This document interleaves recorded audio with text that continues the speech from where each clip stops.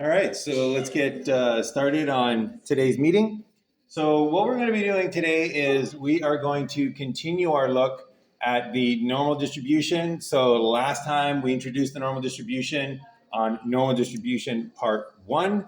And today we're going to move a little further down the line to normal distribution part 2.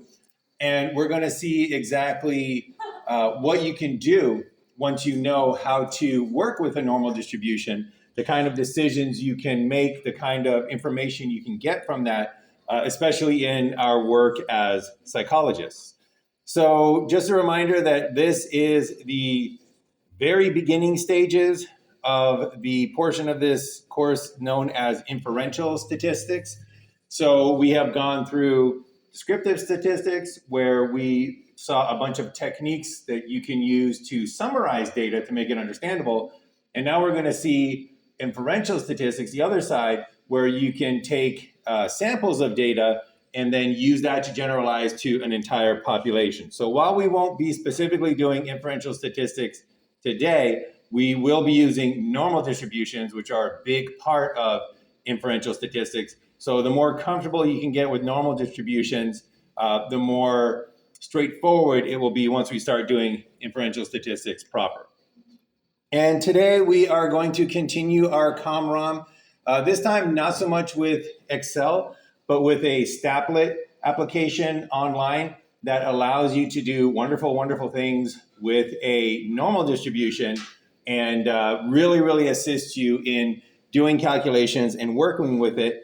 And as we're going to see today, very importantly, when you're dealing with normal distribution, visualizing that normal distribution.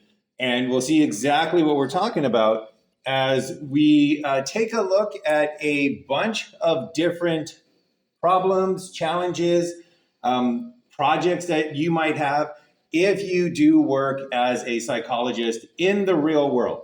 So we're going to take the role of a school psychologist. We're going to take the role of somebody who's in charge of the mental health and counseling program at various educational institutions.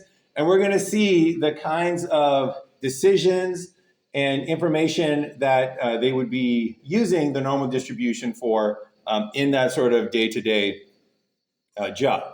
So there are going to be a lot of do-it-with-me demos today so that you can follow along and learn how to use a normal distribution. And then for the first time, we're also going to try some go-it-alone practice. So we will, for a few of these, allow you to attempt them on your own once we've built up a little bit of the skills required.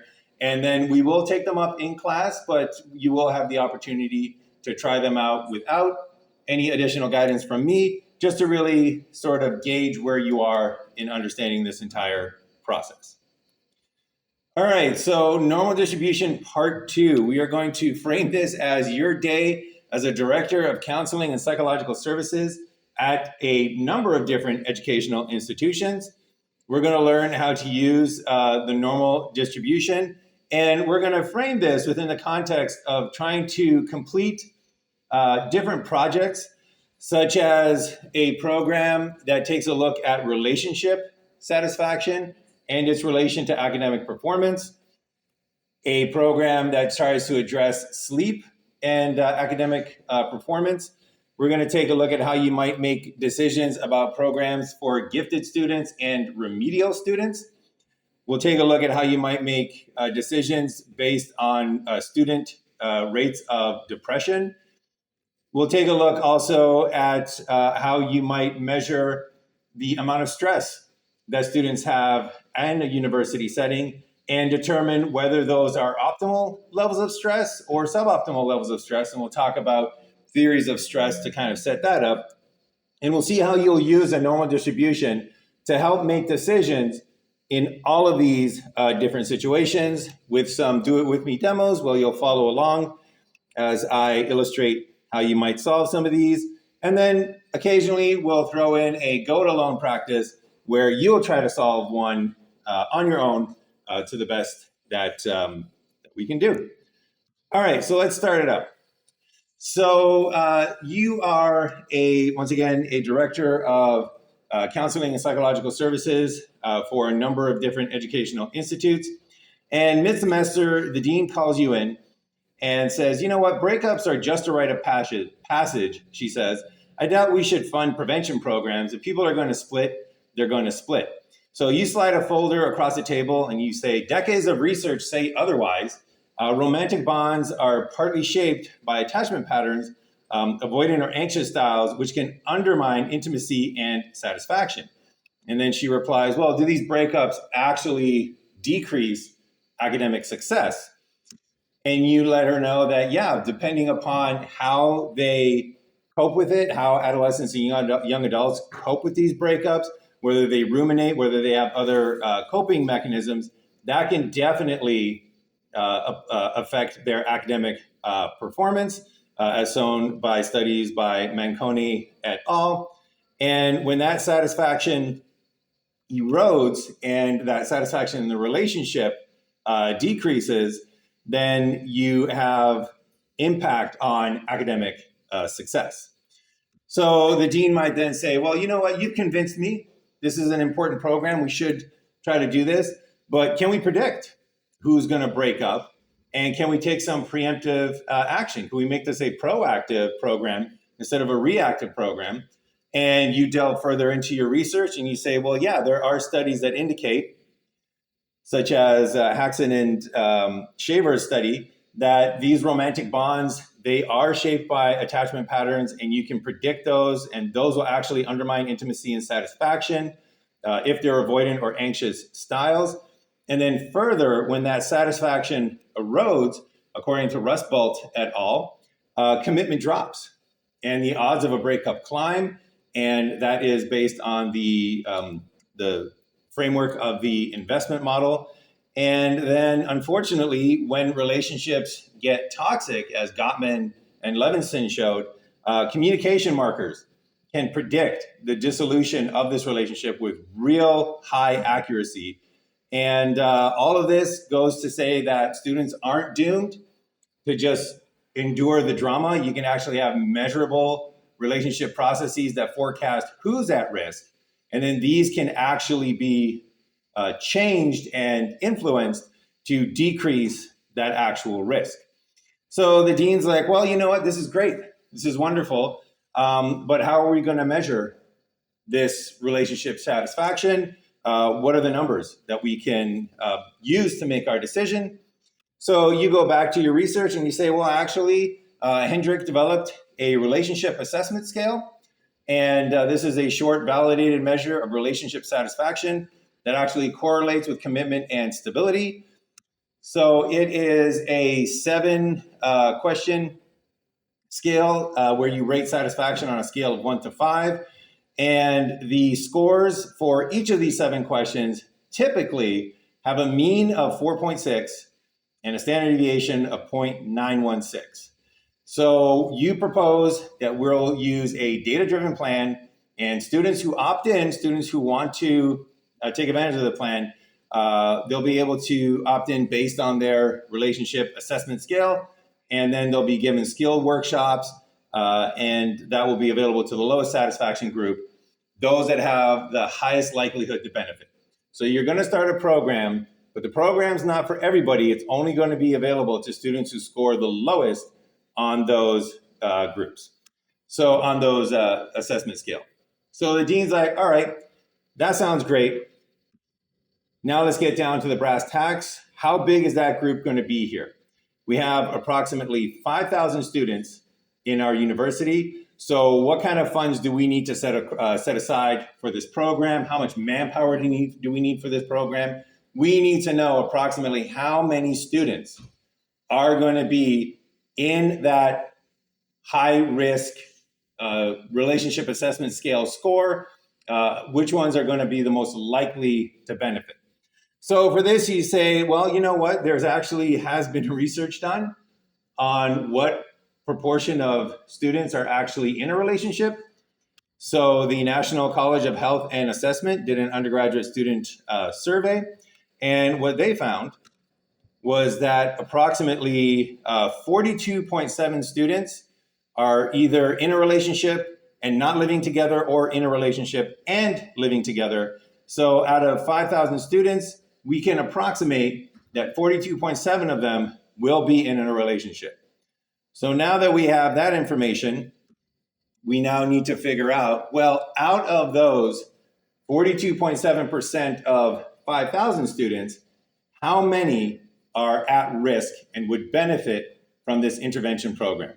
So we have the information here. The average scores for that relationship assessment scale, 4.16 is the mean, standard deviation 0.916, and at risk is defined on that scale if you score 3.0 or lower. So we now need to figure out of those 5,000 students, how many are going to be at risk. So that's your scenario. That's your challenge as the psychologist. Everybody clear so far on what's going on? Okay, so we want to figure out how many students that are in a relationship are going to score lower than 3.0 on that relationship assessment scale. And what you do in these types of situations, in these types of questions, your first step is always the same. And the first step that you always do is you're going to draw it out. And I highly recommend this until you are massively familiar with the normal distribution, until you have done this not for weeks, but I would say for years, then maybe you can drop the drawing out of it. But drawing it out will really solidify your understanding of the question. It'll prime your mind to the solution that you're looking for. And importantly, it'll help you avoid getting led down the wrong path when you start using the normal distribution tools. So what I mean by draw it out is literally, you're going to want to draw this out. So you're going to want to get your pen. Oops. Let's see what we got here. We got a nice blue. And you're going to say, all right, I'm going to draw myself a normal distribution. And I'm going to highlight the area that I'm interested in. So you draw your normal distribution. And you're like, all right, we got that. And that's kind of horrible, but that'll do. And then we got our mean right here. And the mean here, that mean score there is 4.16. So we know that this line right down the middle, that's 4.16. Values on this side, those are lower values. Values on this side, those are higher values. And we now need to highlight which of the students are at risk. So the at-risk students are the ones with a score less than or equal to 3. So if this right here, this mean is 4.16,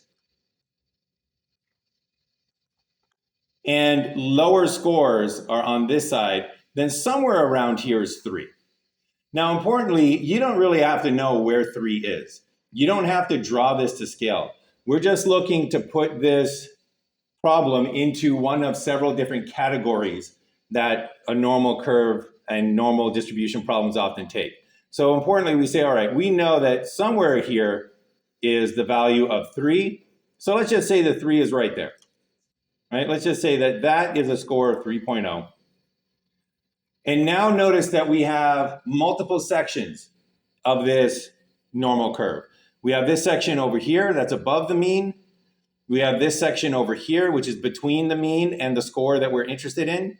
And then we have this section over here, which is below the score that we're interested in. So we need to determine which one of these areas is the area we want to calculate. So again, we go back to our question and it says, well, the ones that are at risk, the students that are at risk, they have the scores that are lower than 3. So we go to our normal distribution and we say, all right, this is 3, this is lower than 3. So the area of the curve that we are interested in is this area right here.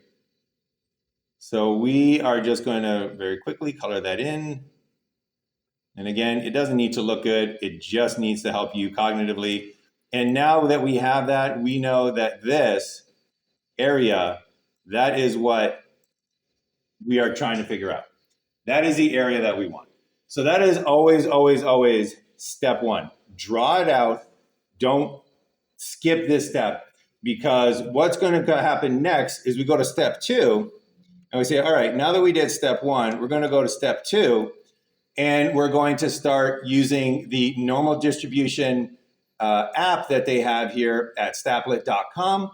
And we are going to figure out what it is that we want to do based on this drawing that we made. So the first thing to figure out is that we know the score. We know this 3.0. So we're not interested in figuring out a score. What we don't know is the area. So we go back to our applet here, and we say, all right, we got two operations. We can calculate an area under the normal curve, or we can calculate a value corresponding to an area. But we know the value. The value is 3. So that's not what we need. What we're looking for is the area. So we're going to calculate the area under the normal curve. Then what we need to do is we need to set the mean, and we need to set the standard deviation. So we can go back and just double check. So we have a mean of 4.16. So we set that to 4.16. And then we have a standard deviation of 0.916. So we pop that here, 0.916. And then we're going to hit plot the distribution. And you'll see that down here, it has drawn out the distribution. It has changed the x-axis here. So on the x-axis here are the values for the relationship assessment scale. 4.16 is the mean. That's why it's right in the center of this distribution. And then what this scaling here does is it chooses these tick marks that are in units of 1 standard deviation. So 4.16 plus the standard deviation of 0.916. If you go up 1 standard deviation, you end up at 5.076. If you go up another standard deviation, you end up at 5.991. So that's how it chooses the scale here. This is scaled so that the mean is right in the center, as it is with normal distributions. And each of these steps is 1 standard deviation up above the mean, and then each of these steps is 1 standard deviation below the mean. All right, so now we have our mean, we have our standard deviation. Next thing we want to know is, do we want to calculate the area between two values, or to the left of a value, or to the right of a value, or outside of a region? So once again, this right here is an area where if you're going to make a mistake, this is where you're going to make it. 9 times out of 10, you will choose the wrong one of these options. So what do we do to make sure that we don't choose the wrong one? Well, we go back to our amazing drawing here and we say, well, all right, we know that we're interested in these students over here. We're interested in this blue area over here because that's all the students that are below 3.0. So this is the area to the left of a value. We don't want this area over here. This is the area to the right of a value. We don't want that. We want the area to the left of a value. So we go back here and we say, all right, to the left of a value, and it says, well, what value do you want? Double check one more time. We want a value of 3.0 because that's the value that determines that area. We enter in a value of 3. We hit calculate that area, and it will calculate that specific area right there. So the area, this little blue area here, that is 10.27% of the entire curve. So remember that this is a density curve, so the entire distribution is 100%. This little blue area, which is the area from a score of 3 and below, that is 10.27%. What that means is that 10.27% of students in a relationship will score 3.0 or lower on the relationship assessment scale. So we now have this area of 10.27. And the final thing that we need to do is we need to figure out just how many students are in a relationship out of the 5,000 students. So for that, we're going to go here to this normal distribution supplemental calculations, because I always highly recommend do things in Excel if you can. And we can sit here and we can say, well, the total students, that's 5,000. And then the students that, the students that are in a relationship, I didn't have this before, the students that are in a relationship are 42.7%. So to find out the quantity or the qualified students, we're going to go equals. We're going to put 0.427 because that is 42.7% in decimal form. And we're going to multiply that by the total number of students, which is 5,000. And we find out that 2,135 students are in a relationship. So 2,135 students, you can get my feedback later. 2,135 students are in a relationship. And the normal distribution here tells us that of those 2,135 students, 10.27% of them are going to be at risk according to this scale. So the final thing we need to do is we need to say, all right, the percent or the percent that are in the zone. Well, it's not the percent. I labeled that wrong. We'll put number in zone. All right, so the number in the zone, that equals the number of qualified students, that is the number of students in a relationship. Multiply that by the area that we calculated, 10.27%. So we're going to multiply it by 0.1027 for 10.27%. We hit enter and we get a total of 219 students. Did everybody end up with 219? Anybody not end up with 219? All right, perfect. So that is our first example of how we would use this calculation. So we found 219 students. So we would go back, we go all the way around the horn. There we go. So we would go back to the dean and we would say, all right, we've done the calculations. You want to start up this program. You're going to need space for 219 students. And your program will need to be able to address the needs of those 219 students. All right. So the dean takes a look at your numbers and says, all right, that's really cool. 219 students at risk. Yes, let's definitely start that program. Let me ask you a question. If a good relationship, if a bad relationship can harm your academic performance, can a good relationship increase your academic performance? And if so, how many people are going to be increasing their academic performance? In other words, what is the relationship assessment scale score for students that are in thriving relationships? So if we want to identify students that are in thriving relationships, what score on this relationship assessment scale might we use? And you might consult your research and say, well, okay, if we want to define a relationship as thriving, let's define it as a relationship that is in the top 10% of relationship assessment scale scores.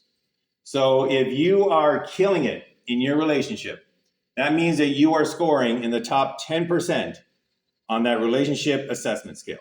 So what score do you need in order to get into that top 10%? So once again, first step, you draw it out. Always, always, always draw it out. So once again, we'll go down here and we'll say, all right, we have our normal curve. All right, and that's a horrible, horrible normal curve, but that's fine. We just need to know what category we're in. Once again, we draw the mean right down the center. That is 4.16. And now we want to know which students are in the top 10%. So we look at our curve here and we say, all right, well, these students are in the low end of the scores. This is the bottom 50%. So this side over here, so we don't want this side. We don't want this side. Here we go. We don't want that side. We want the top percent, top 10%. So this entire half, upper half, that's the top 50%. So I don't know how much 10% is, but let's say it's right around there. So once again, we will take our coloring and we'll color in the area that we're interested in. So we are interested in that top 10%, those students that scored really high on the relationship assessment scale. And we know that this right there is 10%. It is hard to write with a mouse, but again, totally fine. We know that that area there is 10%. So now we're wondering, well, what is this? Oh my goodness, what is this? That is a question mark. What is that value there? What score do we need in order to get into that top 10%? So we are going to go back to our applet and we are going to put in the same mean and the same standard deviation because we're dealing with the same scale. And now we're going to go and we're going to say, well, we need no longer to calculate to the left of a value, because if you take a look at our drawing that we did here, we're going to calculate to the right of a value. Oh, sorry. And this is another reason that you should draw these things out. We are no longer interested in the area under a curve. So we got to go back up here and we want to calculate a value corresponding to an area because we know that we got 10%. Now we need to know the value.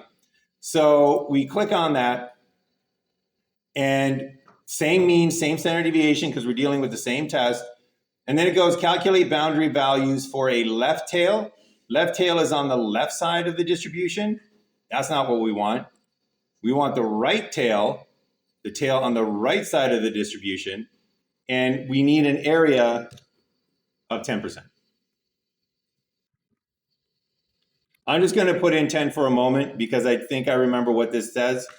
Okay, so your area of 10% has to be put as a probability that statistics likes to use, which is between 0 and 1. So that equals 0.1 for 10%. And we can calculate those values. And it now tells us that the value of the score that is necessary is 5.33. So if you score 5.33 on this relationship assessment scale, that puts you into the top 10% of relationships in that college. So if you were starting this program and you wanted to identify students who were in thriving relationships, maybe you're doing a study on young adults that are in thriving relationships, you could give this relationship assessment scale and you would be looking for the top 10%. In other words, 5.33 or higher on the relationship assessment scale. So you would go back to the dean here and you would say, hey, you know what? We can start this program. We can find these students that are in thriving relationships. All we need to do is find students that score at 5.33 or higher on that relationship assessment scale. All right, so that was Dean number 1. Any questions on this first do it with me demo? All right, so you leave the dean's office and you're walking down the hallway and 2 students stop you in the hallway and they look really, really tired. And they want to know, hey, how does sleep affect our memory and learning? So they look at you and they say, you know what, honestly, I don't have time to sleep 8 hours. I pull late nights before every exam. Coughing and cramming are my survival kit. And you've heard all this before, but you know that the science paints a different picture. Sleep isn't wasted time. It's a biological investment in memory. Research shows that during slow wave sleep, your brain actively consolidates newly learned material. Without that consolidation, students remember less, even if they studied longer. And one famous experiment asked participants to learn word pairs either before sleep or after staying awake. Those who slept remembered significantly more pairs the next day. And studies show that a single night of sleep restriction can actually impair working memory, attention, and even long-term memory recall. So sleep is very, very important. So you have this conversation with these students and you say to yourself, you know what, maybe students aren't getting enough sleep. Maybe we should start another initiative to look into this to see what this is. So you go back to another dean. The school is filled with deans, and you tell them, you say, hey, you know what? I want to start this program. I want to maybe take a look at the sleep issues that students are having. And the dean says, well, how common is sleep deprivation amongst our students? Like, how bad is this problem that you want to try to deal with? So you take a look at research that has been done, such as Lund et al. Sleep patterns and predictors of disturbed sleep in a large population of college students. And you find that that survey data says that students in college sleep about 6.5 hours per night with a standard deviation of 1.2 hours. So they sleep for 6.5 hours per night with a standard deviation of 1.2 hours. And cognitive impairment often begins when your sleep dips below 6 hours. So you pause and you say, you know what? Those are the stats. And the dean now wants to know what percentage of the students at their college are at risk because of sleep deprivation. What percentage of their students are actually falling below 6 hours of sleep? So for this one, I'm going to give you a couple of minutes to start this problem up and see how far you can get. Maybe you can get all the way to the end. We are looking for what percentage of students in this college fall below 6 hours of sleep per night. And go.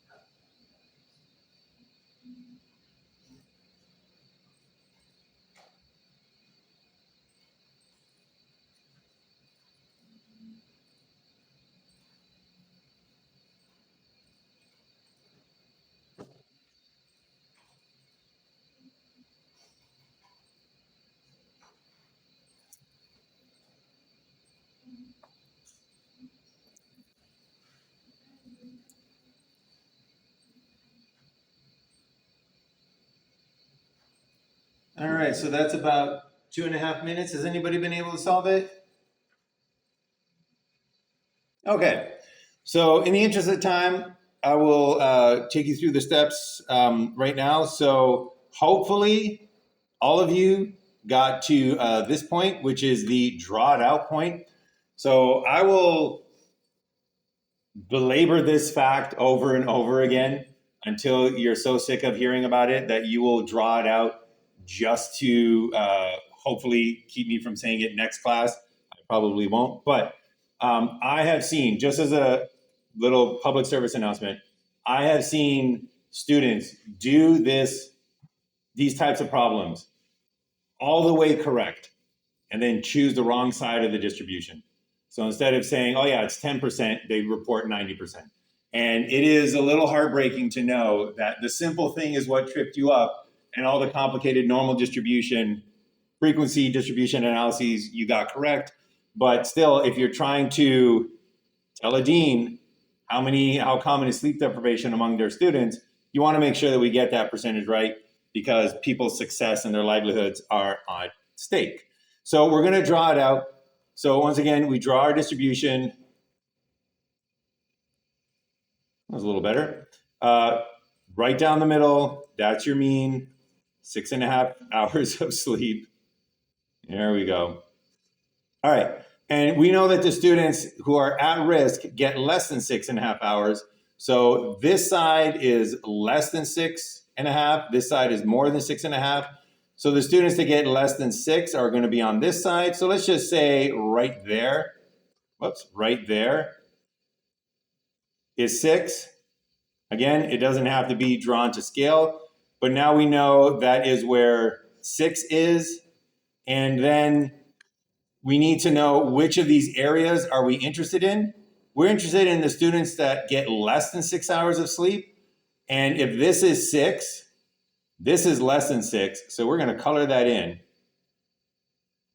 And this is the area that we're interested in. So, all right. So incidentally, normal distributions do go on forever. So we can color that whole thing in. All right. So this is the section that we're interested in. We need to know that area. So one thing, hopefully, that you have noticed so far is that in normal distribution, working with normal distributions, there's only really 2 types of questions. There are questions where you start with a value and you need to figure out an area of the distribution, like this question right here. And then there's the questions where you start with an area and you need to figure out a value, like the previous question we did about the thriving relationships. So your first job is to really figure out, well, which one of those do we have? So here we have the value. The value is right there, 6. And we just need to figure out the area, and that is the area right there. So we go back to our apps, and we're going to re-enter a new mean now because we have a new value. So the new mean is 6.5. The new mean is 6.5. And the new standard deviation, where'd it go? There it is. The new standard deviation is 1.2. So we have our standard deviation changed to 1.2, and we're going to plot that distribution. And again, notice that the center of the distribution here, that's your mean.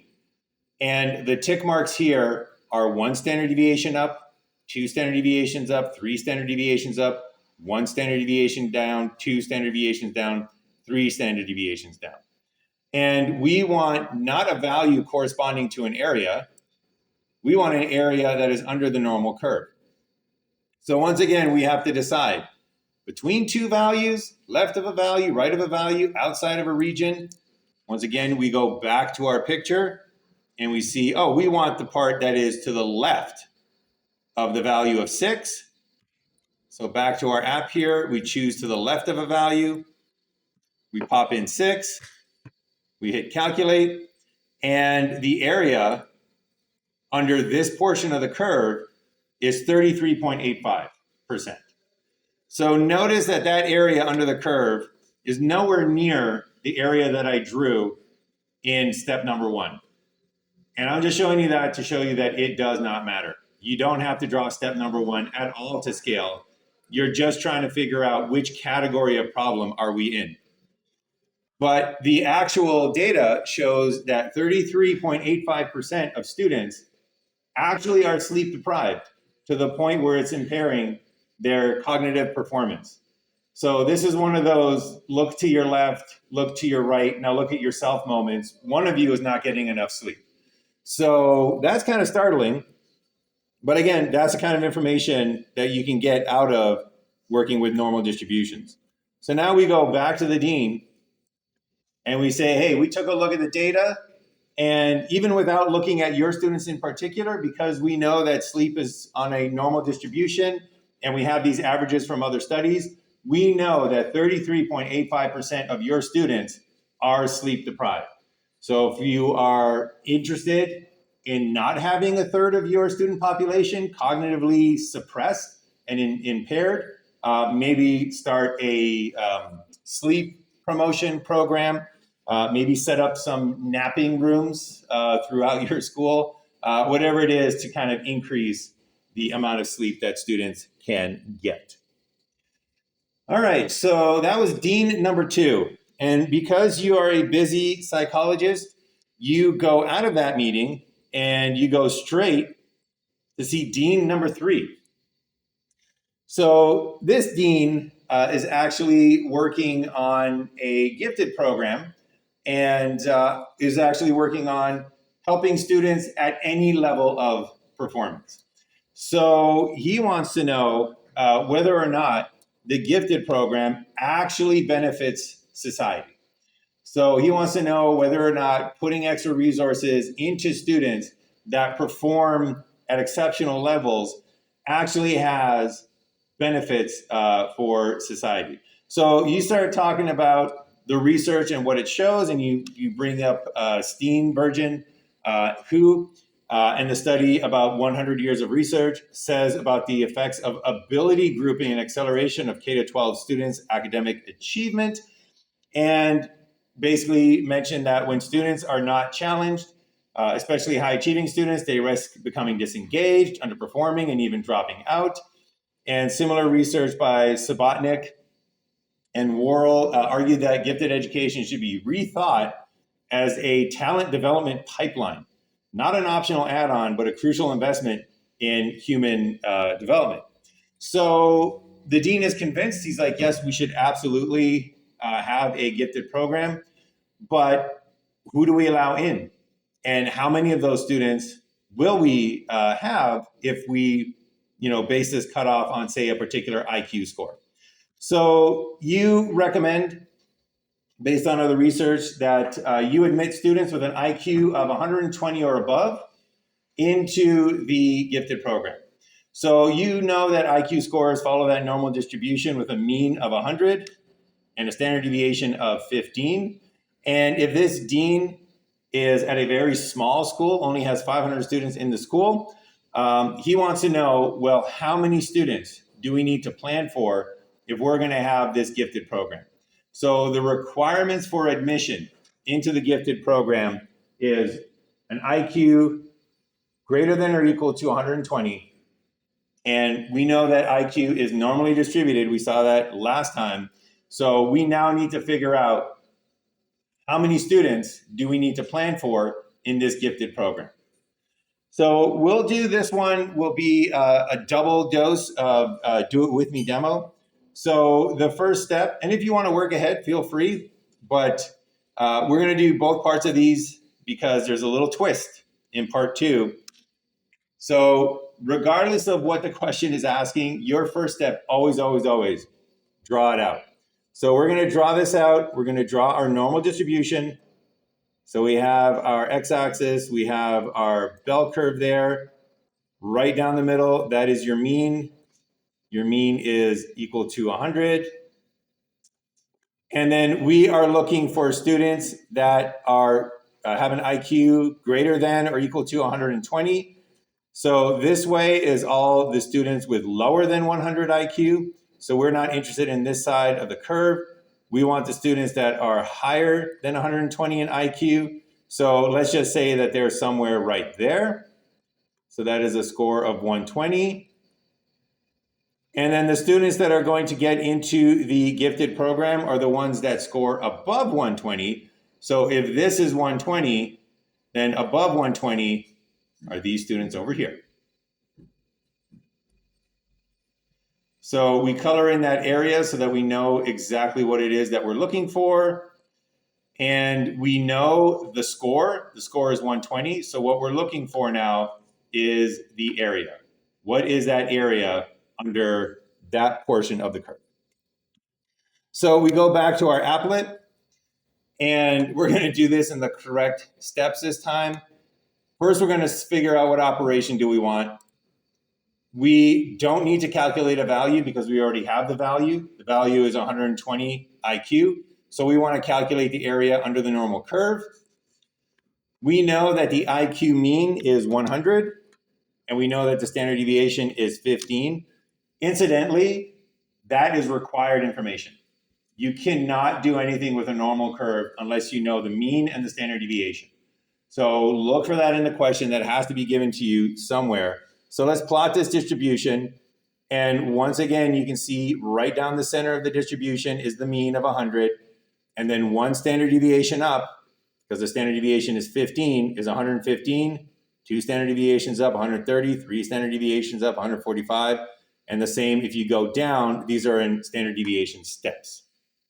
All right, next thing, calculate the area. Do we want the area to the left of a value, between two values, to the right of a value, or outside of a region?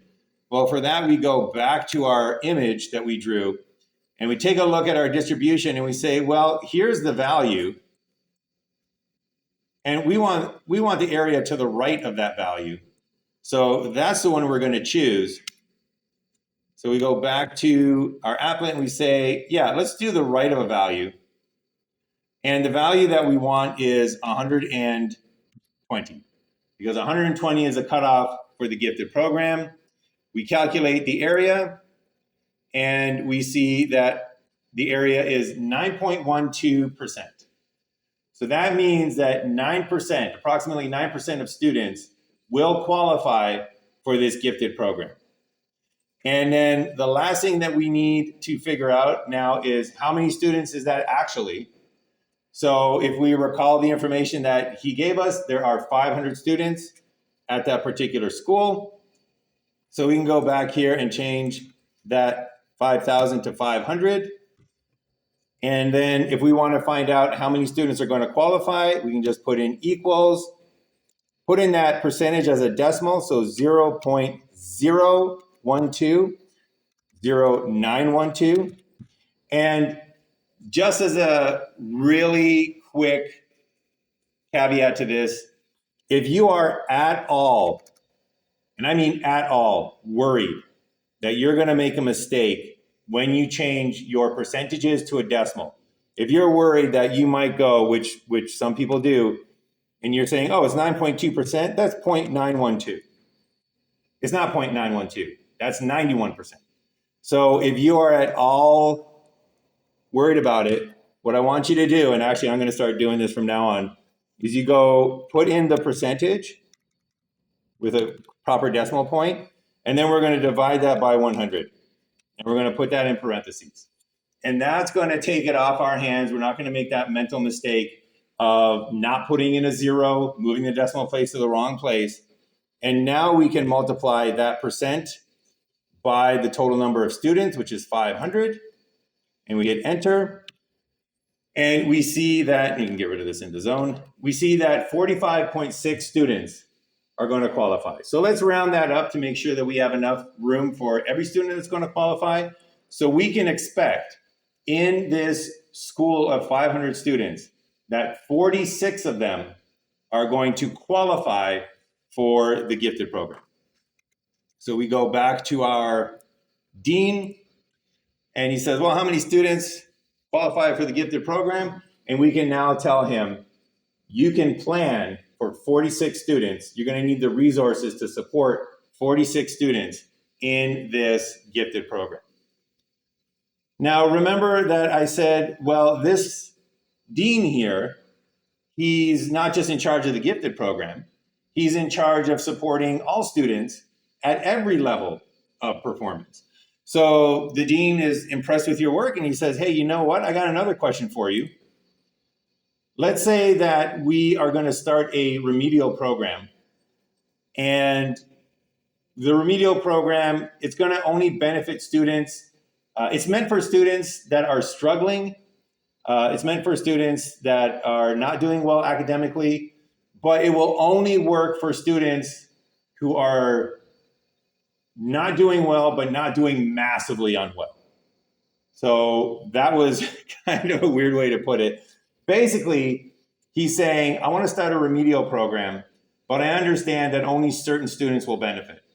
So he wants students that are doing poorly so that he can help them, but not so poorly that the program will be a waste and they need other resources, they need other programs. So this is a remedial program, and he wants to figure out what is the minimum and maximum IQ scores if we're going to be able to put these students into a remedial program. So this is also backed by research in the sense that if you have programs for students at different levels and group their abilities, it actually has been shown to help students at all levels achieve more if they're grouped in with similar students of similar abilities. And then there are also a lot of effective programs for remedial performance to help students who are struggling to actually get better. So all of this is backed by a lot of psychology. So you take a look at the data and you say to yourself, well, the remedial program should be reserved for students who score half a standard deviation less than the mean. So we're looking for students that are below the mean in IQ, but only by half a standard deviation, because they're close enough to the average so that they would be benefited by this remedial program. And then the dean comes back to you and says, well, that's great, but we only have the funds for 50 students in this program. So we only have the funds for 50 students in this program. So what I need to know is I need to know the minimum and maximum IQ scores for students in the remedial program. So what is the upper cutoff and what is the lower cutoff that will capture 50 students for this remedial program? So this one is a little bit more complicated. This one is a multi-step problem. So we're going to see how to go through it. And even though it's more complicated, even though it's a multi-step problem, it still starts with draw it out. So we're going to draw it out here. So once again, drawing our normal distribution. And we have our mean equal to 100. And then these are students below the mean. So these are students below the mean. So this is the side we're interested in. So we're not interested in this side over here. All right, this is the side that's already getting supported with the gifted program. And these are the students that are already doing well. So we want to help the students that are doing poorly. So we want to offer this program to students that are half a standard deviation below the mean. That is the maximum IQ that we're going to allow. So that line right there, that is minus half a standard deviation. Oh my gosh. Okay, so that is standard deviation right there. All right, so that line right there is minus half a standard deviation. So it's below the mean. We're taking half a step of a standard deviation below the mean. And then we can't let everybody in, right? We can't let this entire area in because there's limited budgets. So they need to know, well, we need to cut this off at a minimum IQ where this area here is 50 seats. Okay, so not everybody can get in. Oh my goodness. Who thought coloring with a mouse would just be so difficult? All right, so this is the area that we want. So we need to choose an area here, or we need to choose a lower cutoff. So we're looking for that lower cutoff. We want to know what is that value so that that area right there is, oh my goodness, 50 students.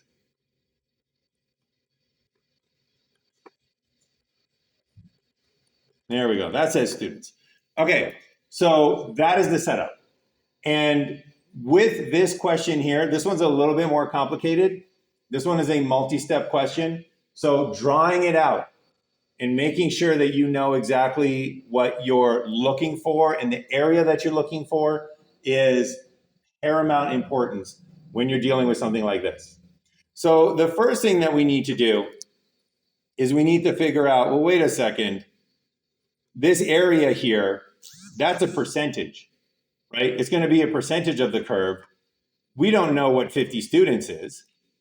So we got to get a percentage first for this problem. So the dean wants to allow 50 students in. That's the budget that they have. Remember that they told us that they had 500 students total. So we can go here to our normal distribution supplemental calculations, and we can just say, all right, let's figure out what that is. So we're allowed to put in 50 students. We're going to divide that by 500, and we're going to see that that's 10%. And again, if you are at all worried, put this in parentheses, multiply that by 100, and you can see that we got 10%. So that's our first thing that we need to figure out. What is the percentage?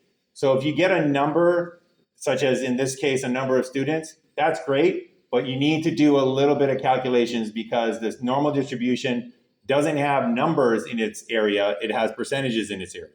So we go back to our drawing, and we now know that this area, even though it's 50 students, that's 10%. So we are now looking for two values starting at 1/2 standard deviation below the mean that will put 10% of the distribution into that area there. Okay, so how are we going to do this? Well, this is a multi-step problem. So the first thing that we need to do is we need to figure out, we need to do this kind of piece by piece. So we'll go back to our draw it out here. And what we're going to do, bear with me as oh, well, that's nice. All right, maybe not bear with me. That was easier than I thought. What we need to do is we need to figure out how can we piece this up? Because if we take a look at our applet, it will calculate an area. And, well, that's not what we want. We want values corresponding to a certain area. No, we want an area corresponding to, yeah, we're looking for that 10% area. So we want an area that's corresponding to a certain value. And this will calculate the area to the right of a value. So let's just start playing with some numbers. Let's say that we put 95 in there. It'll calculate that to the right of a value. That's not at all what we want, right? We want things that are going to be to the left of a value. So we go back to our app and we say, all right, no. We're going to want it to the left of a value. We're going to want something like this. But we're not going to want that whole piece there. So we're going to have to figure out how do we get the piece of this that we want by doing multiple steps. So the first thing that we're going to do is we're going to find the area under the normal curve to the left of a value, but which value are we going to use? For that, we are going to go here, and we need to calculate, if you recall, half a standard deviation below the mean. Okay, so we need to figure out what is half a standard deviation below the mean. So we're going to go to our Excel sheet here, and we're going to say, all right, the mean, that equals 100. The standard deviation, that equals 15. We're going to start at the mean, and we're going to take half a standard deviation down. So we can put equals, highlight the mean, which is 100, and then from that we're going to subtract 0.5 or 1/2, and then we're going to multiply that by the mean here. So this formula here is saying start at 100 and subtract from it half a standard deviation. So we hit enter and we see 92.7. And always try to mentally think to yourself, well, does this make sense, right? And if we take a look at our normal distribution here, a full step would be going down 85, down to 85. It would be going 15 down. So half a step is going half of 15, which is 7.5, and 100 minus 7.5 is 92.5. So this number here makes sense. So that is our first thing that we need to know. How much of this curve is below 92.5 IQ? And we calculate that, and we can see that the area is 30.85. So is everybody with me so far? Okay, so that is our first value. The maximum IQ that you can have to be in this remedial program is 92.5. That is your upper cutoff. So we can go back to our horribly, horribly drawn distribution here, and we can say, all right, this is no longer, oh, this is just not going to erase. Put this in permanent ink. All right, so this is, oh no, I might have crashed. I might have crashed PowerPoint. Well, we are going to do what we can. This is no longer minus 0.5 standard deviations. This is now, oh yeah, no, wait, oh, it's back. All right, this is no longer minus 0.5 standard deviations. This is now 92.5. And we have our mean, I lost our mean right there. So this is 92.5. So we know the upper cutoff, 92.5 in IQ. Now the only thing we need to know is what is that lower cutoff? Well, we need to figure out how to get just this piece over here. And that's when you start fiddling with what you've drawn over here. And you might say to yourself, all right, well, let me think about this. Because this applet here, it'll show you to the left of a value. It'll show you between two values, but that's what we're trying to find out, right? We're trying to find out what that left boundary is. We don't know what that left boundary is, so that's not going to work. To the right of a value, that's not what we want. Outside a region, that's not what we want because we're looking for this left boundary here. So we're going to stay with to the left of a value, and we go back to our drawing and we say, well, wait a second. Let me just think about this for a second. We just figured out the area of this. You know what? Let's get that highlighter out. We just figured out the area of this whole region, right? We just figured out that area. That area is that area right there. So we figured out that part of it. But we don't want that whole thing. We would love to get rid of this area right here. So what we can say is, well, hang on a second. What if we can figure out what this area is?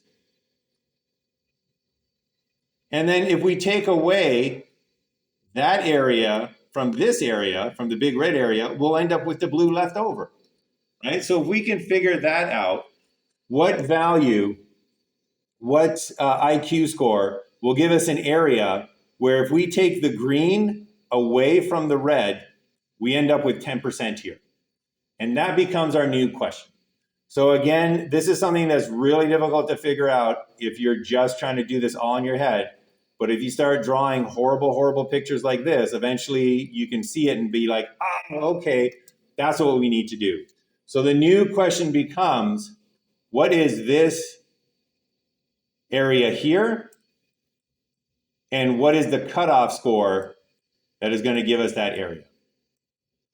So that area there, we can figure that out by taking a look at the area over here. That is 30.85.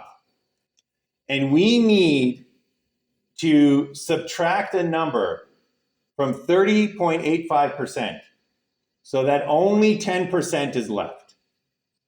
So we need to take 30.85 and we're going to subtract something so that only 10 is left over. So the number that we need is 20.85. So we go back to our picture, whoops, we go back to our picture and we say, all right, this area here, that, Mike, please don't crash now. There we go. That area right there, that is 20.5. Wait, is that what I got? That is 20.85. That value there is 20.85. All right, so now we know that this area is 20.85. So now we just got to figure out, well, what is the corresponding value that gives us 20.85? So for this one, just to kind of show you how complicated some of these can get and how multi-step it is, I actually opened up a second normal distribution here just so that we can compare the two. So we'll just pop up our normal distribution once again.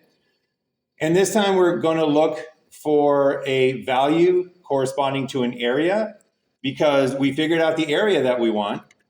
We want 20.85 to the left of a certain value. So now we got to find out what that value is.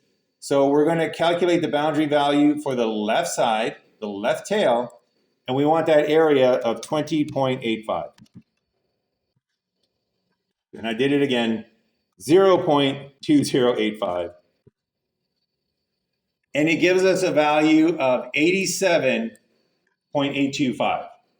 So now when we compare these two, you can see going back and forth that if we take this value here, or this area, and we subtract from it this area here, we'll end up with that little sliver of 50 students, 10% of the distribution that we were looking for. So this lets us know that your maximum value is 92.5, and now your minimum value is 87.825. So those two IQs are the cutoff scores for the remedial program. All right, any questions about that one? So just as a sort of public service announcement at this point, that is about as difficult as it gets when you're dealing with the normal distribution and trying to figure things out. Usually it's much more straightforward and much more tailored to the kind of calculations that the applet will do for you. But occasionally you're going to come across a problem like this where you have to use a little bit of logic and you have to use a little bit of creative thinking, and you have to visualize it. And until you can visualize, like I'll just be honest with you, I wouldn't do this without drawing it, because the amount of information that you need to hold in your brain and the amount of relations that you need to hold in your mind go way beyond people's working memory capacity. So draw it out. And when you draw it out, you can see the relations, you can see the connections, and you can see things like, oh, this is the area that is the big part. This is the area that's left over. So we get to this by taking the red and subtracting from it the green. Okay, I get it now. Rather than just trying to hold all that information in your own mind, that's just a recipe for disaster. All right, so you go back to your Dean, and I forgot what the numbers were, 92.5 and 87.8. So you go back to the Dean and you say, hey, you know what? For your remedial program, I forgot them again, 92.5 is going to be your cutoff score for who's going to get into the program. And then you can go all the way down to 80, shows you how long a day it's been, 87.8. Let's just show the Dean the Excel numbers there. You have the upper cutoff at 92.5. Your lower cutoff is 87.8. That will put 50 students into your remedial program, and it'll maximize the students' benefit because those are the students that are maximally in a position to benefit from that remedial program. So not only are you going to help students, but you're going to use the resources in a intelligent way, and then in the real world where you don't have just millions and millions of dollars to spend. All right, so that was a busy day. Believe it or not, there were more deans that we were going to visit today. So maybe we'll just kind of do a quick run through of that for next time. Actually, you know what? What I think I'll do is I will put this PowerPoint up for people to download, and you can try these out on your own. Give the ones that we missed a chance. So, such as this dean here that's wondering how rare is depression amongst a student population. So I will put these PowerPoint files so that you can try those out. And then the next time we meet, I'll start here and I'll just kind of go bang, bang, bang, bang, bang through them just as an illustration if you did struggle on them so that you can see exactly how they would be solved. But that was, well, clearly not it for what I was hoping to cover today, but I think time well spent. So, oh, wait.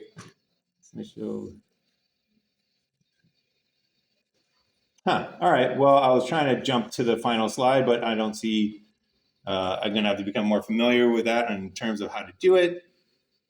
No, that's not it. All right. Before I destroy it. Oh, okay. You are now getting closed captioning. I didn't know you could do that. All right. Well, this is going to be double closed captioning once we get it up on YouTube. But anyways, I think that's a good place to end for today. So next time, like I said, I will put these up in Canvas so that you can download there we go. So you can download the questions, give them a shot, and next time when we come back, we'll just start up with how to do these very quickly and then move on to the next portion of dealing with the normal distribution. Because as you can see, it is a very powerful distribution, mostly because it happens over and over and over and over again. All these examples, I think everyone but one of them is actually normally distributed in the population. So when you're working with most phenomenon, they will tend to be normally distributed oftentimes. And if you do have that, then you have a very powerful means to make these predictions, make these decisions, and be able to do real psychology in the real world. So that's what we're going to be tackling next time. But as for today, we will end it right here. So thanks for coming by, and I hope it was helpful.